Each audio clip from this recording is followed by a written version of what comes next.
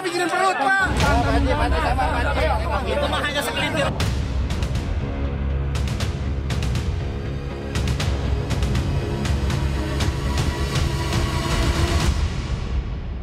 Kalau bicara perut, semua kita pikirin perut, Pak. Mendukung aksi penyegelan bangunan wisata di kawasan Puncak, warga setempat beramai-ramai membongkar paksa dua bangunan di kawasan wisata Hibis Fantasy.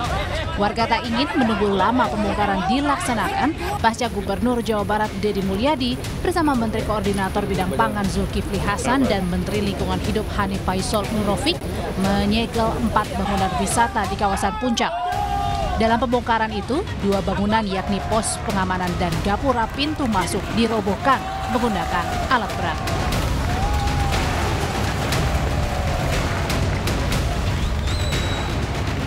Merasa semangat untuk bersama-sama sebetulnya melakukan penertiban di sini atau pembongkaran. Tapi ada pihak yang ingin segera, tidak menunggu delineasi dan sebagainya, sehingga tadi dengan cara mereka memaksa tenaga operator untuk melakukan pembongkaran gerbang. Keempat bangunan termasuk wahana wisata Hibis Fantasy kemarin disegel karena melanggar alih fungsi lahan serta diduga menjadi salah satu penyebab banjir di Puncak Bogor. Menteri Lingkungan Hidup Hanif Faisal Nurofik menyatakan tidak hanya menyegel bangunan, tapi pelanggaran izin lahan di kawasan ini juga akan dibawa ke ranah pidana. Dengan volume yang demikian besar, maka penegakan hukum harus dilakukan. Apakah ini segel-segel saja? Tidak. Kita akan segera meningkatkan ke penyidikan karena kondisi alamnya sudah mengkalibrasi bahwa dengan kondisi ini terjadi banjir yang kalau dihitung itu udahlah pasti ratusan atau mungkin sampai ke triliun. Kemudian 1 orang melayang, 1 jiwa itu nggak boleh melayang karena kelalaian kita.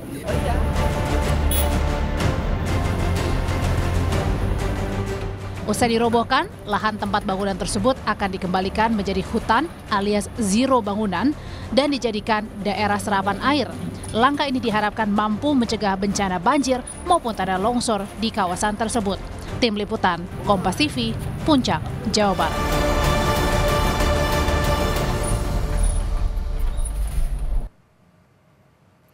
Pasca banjir besar merendam sejumlah kawasan di Cisarua, Puncak, Bekasi hingga Jakarta, pemerintah daerah di Jawa Barat mulai membongkar sejumlah bangunan ilegal yang diduga menjadi penyebab banjir. Lantas, apakah pembongkaran bangunan ilegal ini efektif mencegah banjir? Kita bahas bersama Direktur Eksekutif Walhi Jawa Barat Wahyudin dan juga bergabung bersama kami Kepala Satpol PP Jawa Barat Muhammad Ade Afriandi. Selamat petang semuanya. Selamat sore Mbak. Ya, selamat petang. Oke. Pak Ade, untuk update per sore hari ini sebenarnya sudah seberapa banyak yang dibongkar Pak dari target 25 bangunan?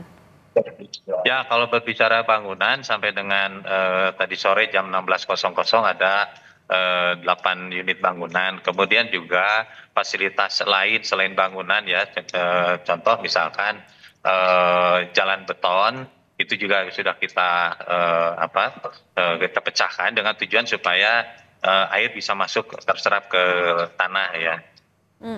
Pak, tapi sebenarnya izin yang dilanggar oleh wahana yang di Puncak ini apa aja sih Pak? Selain soal tadi perizinan wilayah dari 4.000 jadi 15.000, apalagi yang dilanggar?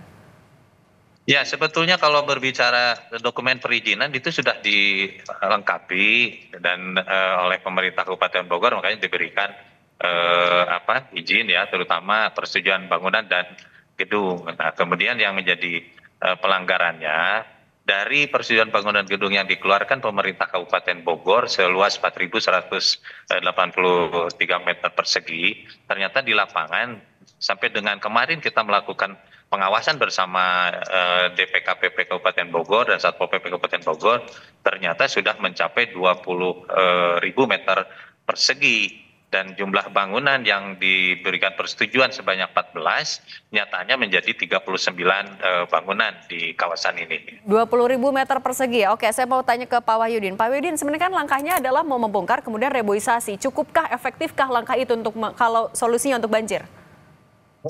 Ya, pertama dalam langkah yang dilakukan pemerintah itu sudah seharusnya ya, karena penegakan hukum terhadap pelaku-pelaku yang tidak taat dan patuh terhadap regulasi atau kebijakan yang ada, termasuk bagaimana mengimplementasikan dokumen perizinan yang harus wajib dipatuhi dan ditaati pelaku, dan itu dilanggar, ya tentu penegakan hukum yang harus diambil yang paling utama. Lalu apa yang kemudian bisa dilakukan setelah itu?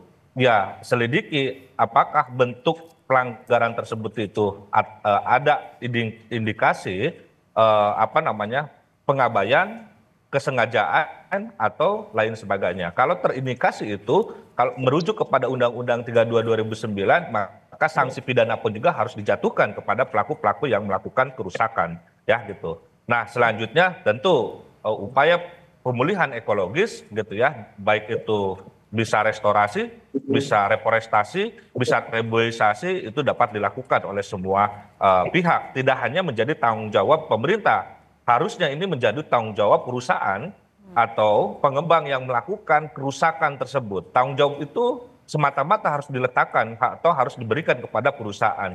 Saya tidak sepakat kalau misalnya upaya pemulihan itu dibebankan kepada negara itu sendiri gitu. Oke, kalau Pak Ade sendiri sebenarnya ini tahapannya setelah dibongkar setelah semuanya dibongkar terlebih dahulu baru reboisasi atau bagaimana mekanismenya? Ya, tentu sesuai dengan arahan Gubernur Jawa Barat, kebijakan selanjutan setelah dilakukan penertiban, dikembalikan fungsi ruangnya pada fungsi yang semula, yaitu perkebunan, kehutanan, dan juga tentu juga sebagai resapan air. Nah, oleh karena itu kita di dalam melaksanakan penertiban dengan pembongkaran juga dalam waktu dekat kita akan adakan pertemuan bagaimana kita untuk membuat area di sini, landscape di sini bisa kembali untuk fungsi yang semula. Tapi Pak Ade, ini artinya akan diselesaikan dulu penertibannya atau akan secara beriringan sambil untuk reboisasinya? Ya, justru kami lakukan beriringan sesuai arahan Pak Gubernur. Bahkan hari ini pun kita sudah menanam pohon ya, pohon untuk penghutanan kembali sebanyak 2.000 lebih pohon. Jadi itu bisa ditanam dikarenakan ada lahan-lahan kosong di kawasan ini yang bisa dilakukan penanaman. Oke, Pak Wahyu, tapi kalau catatan dari Walhi, sebenarnya ruang terbuka hijau yang kemudian dialihfungsikan, disalahgunakan untuk jadi wahana di puncak ada di mana lagi selain di sini? Ya, sejauh pengamatan kami, landscape bentang alam kawasan puncak yang hingga Gunung Mas itu telah mengalami degradasi sebesar 65% hingga per tahun ini. Sementara kami sudah memberikan sikap serta pandangan itu sejak tahun 2015 dan terakhir 5 tahun yang lalu kami sudah menyampaikan jika izin-izin terus marak dan tidak dapat dihindarkan, terus tidak dalam upaya moratorium izin serta juga penertiban terhadap bangunan-bangunan yang tidak berizin, maka akumulasi dari kerusakan yang menimbulkan degradasi itu ya tentu bencana yang kemarin terjadi ya, dan itu lebih buruk dari tahun sebelumnya.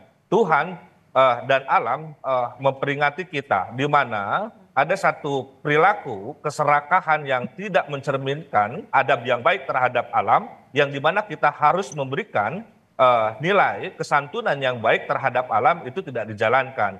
Tentu ini harus menjadi satu perhatian bersama, dan kami pun juga tidak dalam konteks siapa yang salah dan siapa yang benar, tapi dalam proses implementasi kebijakan yang ada serta mekanisme dan tata cara dalam menjalankan kegiatan atau usaha di wilayah kawasan hutan itu harus mengedepankan kaidah-kaidah konservatif, mengedepankan kaidah-kaidah keberlangsungan alam itu sendiri. Oke, nah Pak Ade, artinya kalau dari ya tadi kan catatan Dewa Walhi sebenarnya ada banyak. Nah kalau untuk pembongkaran sendiri, apakah juga akan dilakukan di villa di sekitarnya yang tidak berizin atau ada pemetaan daerah lain juga kah? Ya tentu yang dilakukan kemarin pada hari Kamis dengan hadirnya Pak Menko Pangan, kemudian Menteri Lingkungan Hidup, kemudian dari ATR BPN dan juga tentu Pak Gubernur dan Bupati Bogor.